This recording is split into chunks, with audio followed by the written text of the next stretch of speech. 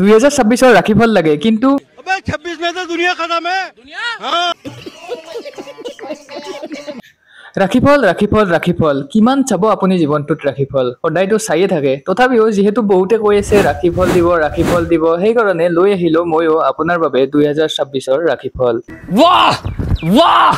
का शायरी है কিন্তু এটা কথা অকল ৰাখিফল চাই থাকিলেই নহব নিজৰ কামো কৰিব লাগিব নহলে কপালত যিমান ভাল টাইম লিখা নাথাকিলেও কৰ্ম নকৰিলে সেই ভাল টাইম এনেই গুচি যাব আৰু পিছত আপুনি ভাবি থাকিব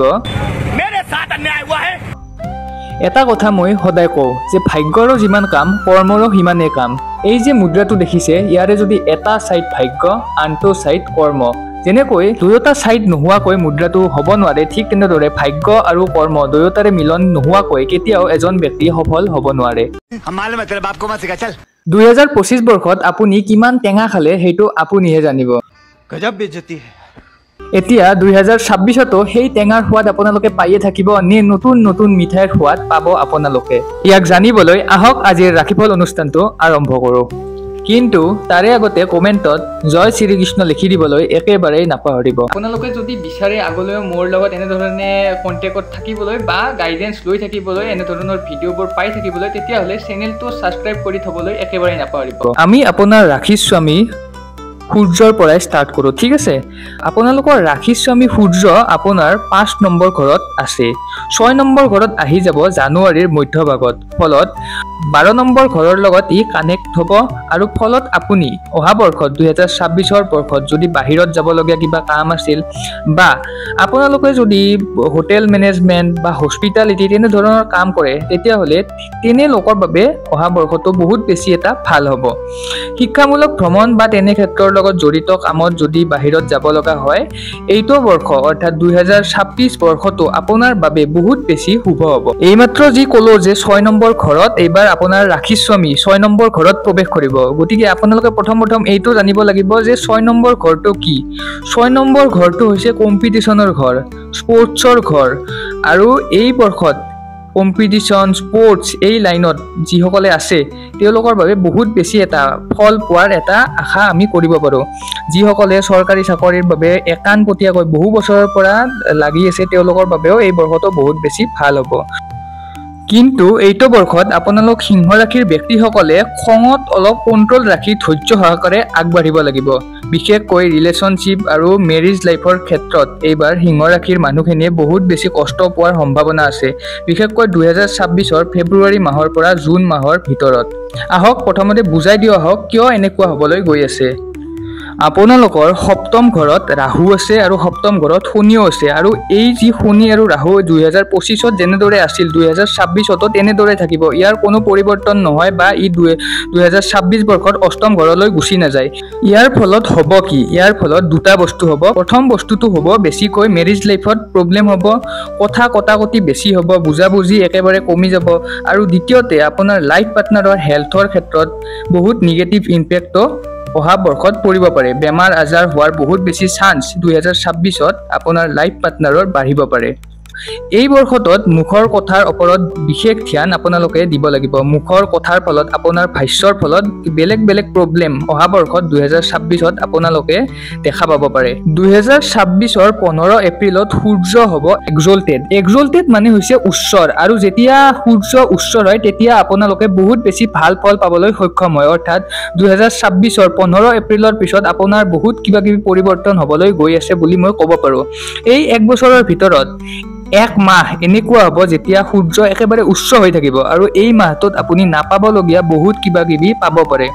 আপোনাৰ হায়াৰ এডুকেশ্যনে হওক বা গভৰ্ণমেণ্ট এক্সামে হওক সকলো ধৰণৰ ভাল ৰিজাল্ট যিবোৰ বহু দিনৰ পৰা আপুনি আশা কৰি আছিল সকলো ৰিজাল্ট আপুনি এই মাহটোতে লাভ কৰিব পাৰে অকল এমাহেই নহয় 15 এপ্ৰিলৰ পৰা 15 জুলাই পৰ্যন্ত আপোনাৰ কেৰিয়াৰত বহুত ডাঙৰ চেঞ্জ এটা আহিব পাৰে এইটো আপুনি লিখি থৈ দিয়ক যে 14-15 এপ্ৰিলৰ পৰা 15 জুলাইৰ ভিতৰত এটা হলেও আপুনি ভাল খবৰ নিশ্চয় লাভ কৰিব হয়তো আপোনাৰ কেৰিয়াৰত বহুত ডাঙৰ চেঞ্জ আহি যাব পাৰে হয়তো আপোনাৰ মন পছন্দৰ বেলেগ চাকৰি আপুনি লাভ কৰিব পাৰে হয়তো আপুনি ট্ৰান্সফাৰ হ'ব পাৰে নহলে ঘৰত কিবা নহয় কিবা এটা সুখবৰ আপুনি লাভ কৰিব পাৰে কিন্তু এইটো লিখি থওক যে কিবা নহয় কিবা এটা নিশ্চয় সুখবৰ আপুনি লাভ কৰিবই এতিয়া আহোঁ আমি শনিৰ প্ৰভাৱৰ কথাত আৰু ইয়াৰ উপায়ো দিম। কিন্তু তাৰে আগতে যদি আপোনালোকেও আমাৰ পৰা এনে ধৰণৰ ধুনীয়া কুণ্ডলী বনাব বিচাৰে আৰু ঘৰতে হোম ডেলিভাৰী উপলব্ধ কৰাব বিচাৰে, তেতিয়াহ'লে আমাৰ লগত এই স্ক্ৰীনত দিয়া নম্বৰটোত কণ্টেক্ট কৰিব পাৰে। ইয়াত আপোনালোকৰ সম্পূৰ্ণ ডিটেইলছ থাকিব আপোনাৰ ৰাশি অনুসৰি, লগতে আপোনালোকৰ মেৰেজ পচিবিলিটি আমাৰ দিয়া থাকিব। আপোনাৰ এৰেঞ্জ মেৰেজ হ'ব নে ৰাজ মেৰেজ হ'ব, আপোনালোকৰ ৰাজযোগ আছে ৰাজযোগ নাই, বিদেশ যোৱাৰ সম্ভাৱনা কিমান আপোনালোকৰ জীৱনত, সকলোবোৰ কথা, আপোনাৰ মাংগলিক হয় নে আপুনি মাংগলিক নহয়, আপোনাৰ নৱাংশ চক্ৰ, সকলো চক্ৰ আপোনাৰ বিষয়ে লিখা থাকিব। আমি লিখি দিম আপোনাৰ বিষয়ে ভালদৰে কুণ্ডলী বিশ্লেষণ কৰি আপোনাৰ ভালদৰে বনাই আপোনালোকক এইদৰে লিখি দিম। লগতে শেষত আপোনাৰ বাবে বিশেষ উপায়, যি উপায় অৱলম্বন কৰিলে আপুনি জীৱনত সফলতা লাভ কৰিব পাৰিব, সকলো কথা আমি লিখি দিম। আৰু আপুনি এইটো অৰ্ডাৰ কৰিব পাৰে, আমাৰ স্ক্ৰীনত দিয়া নম্বৰত কণ্টেক্ট কৰি আপুনি এইটো অৰ্ডাৰ কৰিব পাৰে। ইয়াৰ লগত আপোনালোকক এটা হনুমান ৰক্ষা কৱচ আমি প্ৰভাইড কৰিম, যিটো কেৱল আপোনাৰ বাবে তৈয়াৰ কৰা হ'ব আৰু এইটো সম্পূৰ্ণ বিনামূলীয়া হ'ব। এতিয়া ঘূৰি আহোঁ পুনৰ শনিৰ কথালৈ।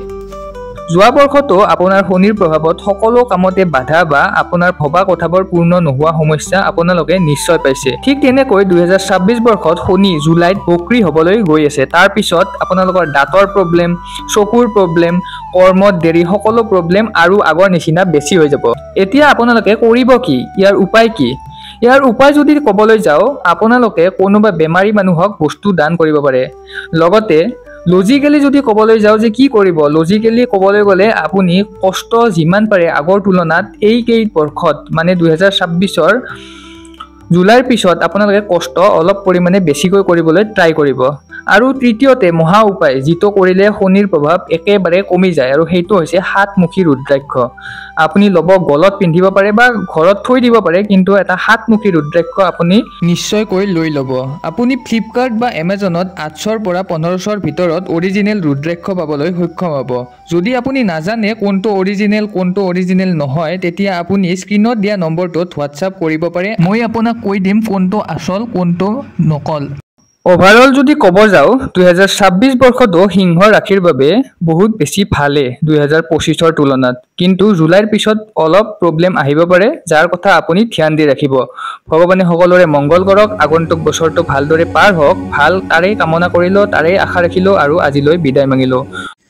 যদি আপোনালোকে ভিডিঅ'টো একেবাৰে শেষলৈ চাইছে, তেতিয়াহ'লে ক'ৰ পৰা চাই আছে এবাৰ লিখি দিয়ক। বহুতেও লোকে চাগে যোৰহাটৰ পৰা চাই থাকে আৰু ক'ৰবাৰ পৰা চাইনে মই ভালদৰে নাজানো,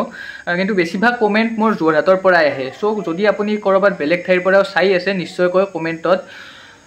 লিখি দিয়ক আপুনি ক'ৰ পৰা চাই আছে ভিডিঅ'টো।